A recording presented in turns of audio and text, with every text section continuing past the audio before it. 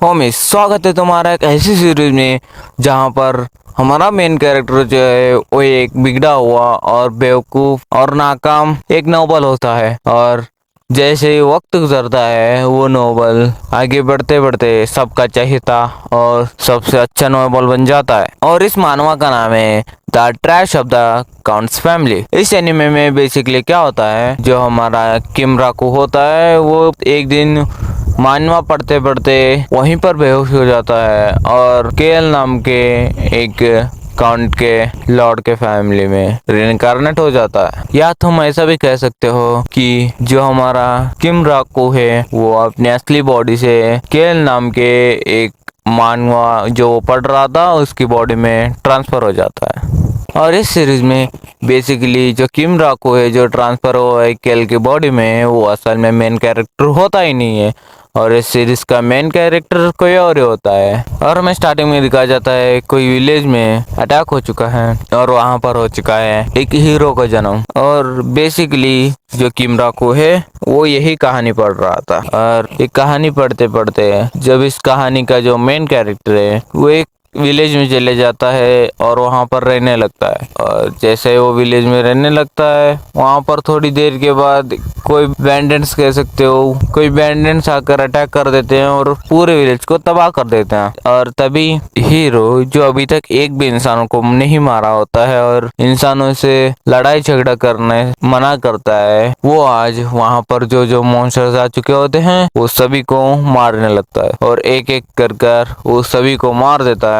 और जब सभी को मार देता है तो उसे रियलाइज हो जाता है कि उसने सभी को मार दिया है और उसने कोई भी इंफॉर्मेशन कलेक्ट नहीं किया। और इसी चक्कर में वो ये ठान लेता है कि इसके पीछे जो जो भी था वो एक एक को चुन चुन कर मारेगा। और वो कहकर वहां पर जो भी विलेजर्स थे वो सभी की लाशें दफना देता है और वहां से जाने लगता है। और हमें दिखाया जाता है the city of western, the heart of the हिनोटेस काउंट। हमें दिखाया जाता है जो किम राको है वो सोच रहा होता है क्या इस सीरीज का मेन कैरेक्टर आकर केल को मार दिया।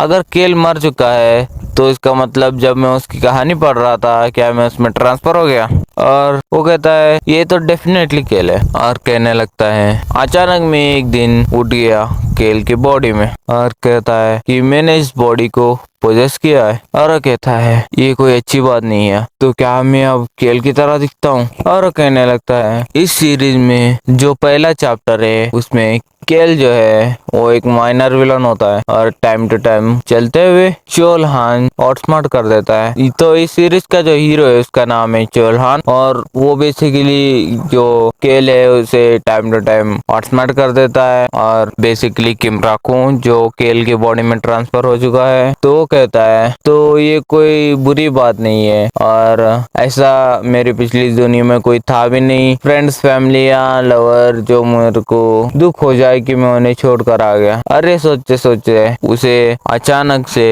याद आ जाता है कि जो चोल है वो केल को मारने आ रहा है और अपनी बॉडी पे चेक करता है कि कोई भी स्कार्स नहीं है। इसका मतलब है कि चोय अभी तक केल को मारने नहीं आया। और वो कहता है कि जो एक स्कार है वो बेसिकली जब ये पी कर आया था तभी जो जो सामान तोड़ रहा था उसकी वजह से लगा होगा। और कहता है कि क्या ही भद्दा बंदा है, क्या ही बेवकूफ बंदा है। वो कहता है मुझे पता नहीं कि क्या होगा केल को इसके बाद, मुझे सिर्फ इतना पता है कि चोय हान जो है वो बेसिकली एक हीरो में बदल जाता है कुछ इवेंट्स के बाद। और किम राकू जो किसी तरीके से केल में बदल गया, जो इसके पास सिंपली एक ही मोटिव था उसकी लाइफ में कि बेसिकली किसी से भी मार नहीं खाना है और किसी से भी हारना नहीं है। और वो कहता है लगता है बेसिकली मैं उस पार्ट ऑफ द स्टोरी को स्किप नहीं कर सकता